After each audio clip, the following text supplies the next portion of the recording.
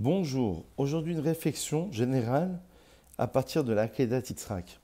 On se rappelle que Dieu demande à Abraham de monter vers Léo Sham Léola, de monter son fils Yitzhak en tant qu'holocauste. Abraham comprend qu'il faut le sacrifier. Évidemment, d'emblée, on peut dire que le judaïsme est contre le sacrifice humain pour que ce soit extrêmement clair. On est extrêmement contre. Le but ici, c'était de démontrer l'épreuve, de savoir jusqu'où un homme peut-il aller. Abraham est prêt à sacrifier son fils. L'ange arrête la main à la dernière seconde. Finalement, un bélier sera approché à la place d'Yitzhak et Dieu va dire « Maintenant, je sais qui yiré Elohim ata, que tu crains l'Éternel ». On avait expliqué une fois au nom du Ramchal que avant Abraham, évidemment, avant la Hakeda, avant la ligature, littéralement, puisque le but c'était de le lier sur l'autel, le Ramchal explique deux choses. Le but c'est de ligoter, de lier l'esprit des gvorot, des rigueurs qui se sont imposées, comme lorsqu'on attache les téphilines sur le bras gauche, on va attacher l'esprit de rigueur. Et la deuxième chose, c'est le fameux Rashi, qui nous explique que pourquoi y a-t-il juxtaposition entre Vayera et Chaye Sarah, la mort de Sarah suite à la Hakeda, la ligature. Donc le but c'était de démontrer l'épreuve jusqu'où Abraham et Yitzhak pouvaient-ils aller. Et la deuxième chose, avant de voir Rashi selon le Ramchal, c'était que Abraham, qui représentait le chesed, la bonté, pouvait faire un acte et devait faire un acte contraire à sa nature, un acte de rigueur, sacrifier son fils. Et Yitzhak devait se donner ad kalot anefesh. Ça veut dire d'une manière extrêmement incroyable, incommensurable, de se donner entièrement alors qu'il était âgé de 37 ans, de se donner pour Hachem.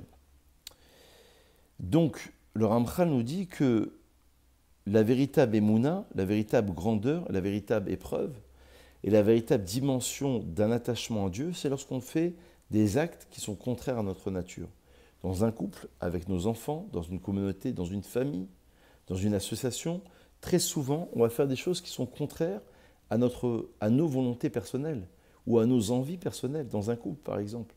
Et donc on va faire, pour faire plaisir à l'autre, on va faire des choses qui sont contraires à notre nature. Telle a été la démonstration de la Hakeda. Donc c'est un niveau qui est extrêmement fort.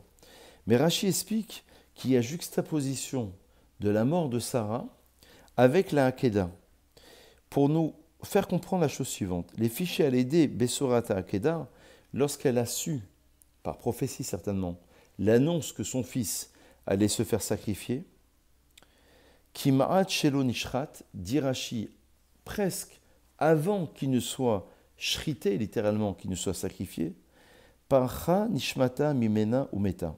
C'est un midrash Tanchuma. Son âme s'est envolée et elle est morte. Il y a deux manières de comprendre. Soit on le comprend d'une manière triste, c'est-à-dire par, on pourrait dire, la mère juive qui va être extrêmement choquée d'apprendre que son fils va être sacrifié, donc elle meurt d'effroi en quelque sorte, de stupeur. Ou alors dire que, justement, d'après un autre commentaire, elle devait mourir à ce moment-là, mais en vérité, Dieu a accordé cette juxtaposition d'événements au même moment. C'est-à-dire que le Targum Yonatan, par exemple, explique, c'est que le moment de mourir était de toute façon arrivé pour Sarah, mais la nouvelle de la Hakeda a été la cause immédiate de son départ. Et là, il y a une réflexion qui me semble être vraiment capitale. Qu'aurait été le monde sans la Hakeda? On a l'impression que Rivka intervient, et c'est ce qui apparaît des textes, après la période de la Hakeda. C'est-à-dire que sans la Hakeda, Yitzhak n'aurait pas été Yitzhak, puisqu'il a quitté son âme. Et vous savez que les anges ont pleuré, et les larmes des anges sont tombées dans les yeux d'Yitzhak qui l'ont rendu aveugle. Ça veut dire qu'il est passé à une autre dimension. C'est-à-dire qu'il ne voit plus le monde matériel. Il ne voit plus le monde physique comme il est, véritablement. Il est dans une autre dimension d'un autre monde. Et donc, il va avoir une autre âme. Rivka va naître à ce moment-là, puisque c'est la fin de la paracha de Vayera. On nous donne toute la généalogie pour nous faire comprendre d'où Rivka venait. Et lorsqu'elle aura 3 ans, et lorsque Yitzhak aura 40 ans, puisqu'il avait 37 ans à l'âge de la Hakeda, ils vont se marier. C'est-à-dire, ils vont se promettre en vue d'un futur mariage, parce que c'est un peu difficile comme explication. En tous les cas, l'idée, c'est de dire que Rivka apparaît quand Sarah disparaît. Le Midrash enseigne quelque chose d'incroyable, c'est que dans la tente de Sarah, il y avait une lumière qui était allumée d'un Shabbat à un autre Shabbat. La pâte était, vous savez qu'il y a un prélèvement sur la pâte, la chala était effectuée. Et évidemment, les lois de pureté représentées par l'intimité de la tente étaient aussi respectées. Et donc tout ceci s'est arrêté au moment de la mort de Sarah et revenu ensuite à l'apparition de Rivka. Donc la naissance du peuple juif, parce que le premier élément pour la naissance du peuple juif, c'est Yitzhak. Abraham, il donne cette mission, cette intention de vouloir créer un peuple. Mais en fait, Yitzhak reçoit cette assurance après la Hakeda. Je vous lis les textes que j'ai sous les yeux. À la fin de la Hakeda, c'est marqué « Ve'itbarechu bezarcha kol goyei haaretz » et tous les peuples de la terre se béniront par ta descendance. Et le texte va préciser juste au préalable « Je te bénirai après la Hakeda », comme si qu'avant la Hakeda, ce n'était pas la même dimension. Ce texte apparaît après la Hakeda, j'insiste. C'est-à-dire qu'il s'est passé quelque chose. Sans la Hakeda, on n'aurait pas mérité tout cela. On n'aurait peut-être pas mérité la naissance même miraculeuse du peuple juif, d'un homme qui se donne pour Dieu, qui est prêt à se donner pour Dieu. Et dans nos gènes, dans l'histoire du peuple juif, il y aura cette dimension-là.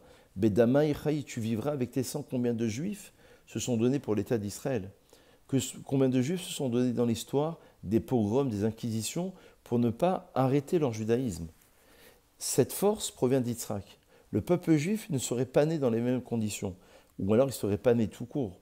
C'est juste la Hakeda qui a permis justement ce passage d'une dimension à une autre dimension. Regardez ce que dit le texte. Après la Hakeda, je te bénirai assurément, dit Dieu, et j'accroîtrai grandement ta descendance, comme les étoiles des cieux et comme le sable sur le bord de la mer. Ta descendance héritera de la porte de ses ennemis. Ça veut dire que la puissance de vaincre ses ennemis, c'est après la Hakeda. Le passage, comme on l'a expliqué, entre Sarah et Rivka, c'est après la Hakeda. La nouvelle dimension qu'a Yitzhak, puisqu'il devient aveugle, et comme on l'a expliqué, il devient un autre homme, c'est après la Hakeda. Donc, c'est la Hakeda qui a permis de lier l'esprit des Gvurot, comme le Ramchal expliquait, c'est-à-dire l'esprit des justices, des rigueurs qui sont imposées sur l'homme, de les maîtriser grâce à ce service-là, parce qu'on a effectué quelque chose qui était inverse à sa nature.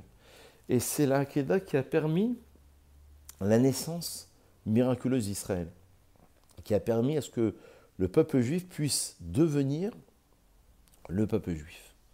Voilà la réflexion du jour. Bonne réflexion et à très vite.